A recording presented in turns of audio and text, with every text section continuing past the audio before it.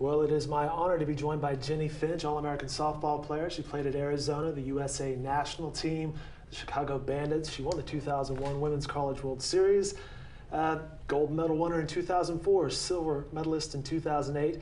Time magazine called her the most famous softball player in history, and who am I to argue that? She retired a few years ago to be with family. She does some broadcasting work. Enough of me, ladies and gentlemen. Jennie Finch, so nice to meet you. Thank you. And thanks for being with us here in the Opubco studios. Here promoting the Capital One Cup, and she'll be at the Fan Zone Saturday out at Hall of Fame Stadium from 3:30 to 5:30. But what's new in your world? What are you doing these days? Well, first and foremost, juggling 3 beautiful children. So that takes You have up 2 of them in town with you, right? I do. I was brave enough to bring my 2 littlest ones with me. Do you travel with them a lot? My little girl, so my youngest, she usually is on the road with me. But Paisley, what's behind the name Paisley? Paisley, I liked it. I really liked Presley, but my husband didn't like Presley, so he settled on Paisley. Husband is Casey Daigle, baseball player. Yes. And three kids: Ace, Diesel, not Dylan, Diesel, and Paisley. So That's right. What was behind the names there? 2 crazy parents. Yeah. Like, I think it was 2 weeks into dating, Casey's like, hey, if this works out, I always said that I would name my first boy Ace. Would this work out? And it was like, whoa, whoa, whoa. 2 weeks into dating, he's naming kids? Yes, or I guess, I don't know, seeing if I were okay with Ace, and since I was okay with Ace, maybe he would consider. Well, I don't Ace know. is a perfect name for a baseball and softball, couple, right? He's definitely our Ace. Okay, so sure. back to, you have 2 of the kiddos with you. What are you guys doing this weekend in town? Yeah, we're soaking up softball. Oklahoma City is a special place, holds a special place in my heart. Lots of incredible memories here, and we'll be heading to the zoo this afternoon. One of our favorite spots. Yes. So they're pretty pumped about that. They've been in Bricktown playing on the playgrounds and hitting the splash pad up in the new park over there. So they're enjoying. Speaking of the zoo, it seems like I read a script earlier this week that Mo, the sea lion, is having a birthday party on Saturday, so you might keep that in mind. Okay. Just random worthless information for you. Let's talk about Oklahoma City. What's your impressions of the city? I love it, and to see how much it's grown, and Bricktown, downtown, my husband actually has played here as well, so just so many magical memories, the support of the community, with just so much to do as well, and so many great restaurants, and just a great place to be, especially if you're a softball player, and it's the end of May, beginning of June. Right. Earlier this week, I believe yesterday, the ballpark's renamed the OG&E Energy Field, I believe. And it was announced that the Women's College World Series, which is in town and runs through Wednesday, will be here for many years to come.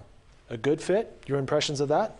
Absolutely. Just as Omaha is to baseball, Oklahoma City is to softball, being the ASA, USA National Hall of Fame Stadium as well, and to hold the Women's College World Series for so many years. Just the history that field has, and then with the museum along with it, and the Hall of Fame, and just everything. It's an exciting place to be, to play, and they've done a huge expansion as well, which we're seeing just what they've done as far as on the field and around the stadium, the seating, everything. It's taken it up that next notch. It's pretty incredible. I was going to ask you about the expansion. When you won your national title in 2001, the attendance there was probably 2,000 maybe in the stands, which was a record attendance at that point.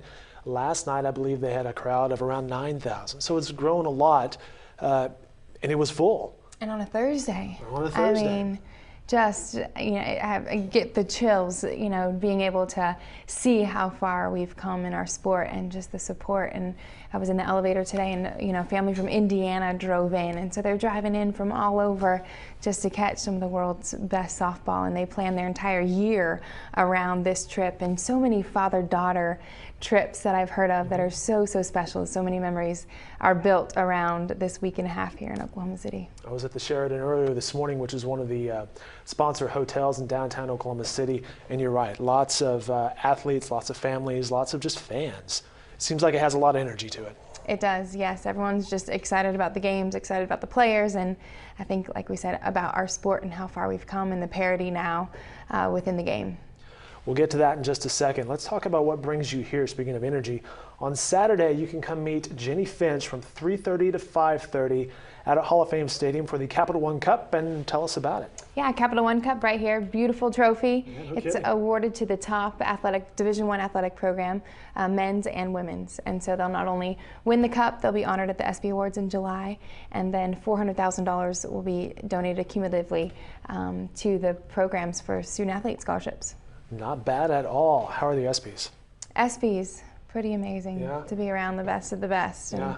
turn your shoulder. Whoa, whoa. So you're like recognizing everybody there, right? Right. All right, well, let's talk about this year's field. Handicap it for us. Who should we be looking for? Who do you expect to come out on top? You know, it was hard to even predict the supers to see who would be the top 8 to come here. But I'll have to say Florida Gators, they're on fire. Okay. Firing on all cylinders. Hannah Rogers has been lights out in the circle, and their offense is just exploding at the right time. Alabama, they just have that little something extra, and Jacqueline Train, I think, is on fire at the right time as well. And so, you know, you never know, and that's what's so great about this next week is it's so hard to predict who's going to be those last 2 teams. Then now with the 3-game series, it adds a little extended excitement. It's not just one game anymore. So we'll see. There's a ton of talent in Kentucky. I mean, they stuck it to UCLA. Their backs were against the wall, you know, at UCLA last weekend, and you know, brought them to Oklahoma City. So, you know, you can't count anybody out. You have to just stay tuned and watch the games to see who finishes out on top. Speaking from the local angle, Oklahoma lost to Alabama last night, and you're right, that Alabama team looks really good.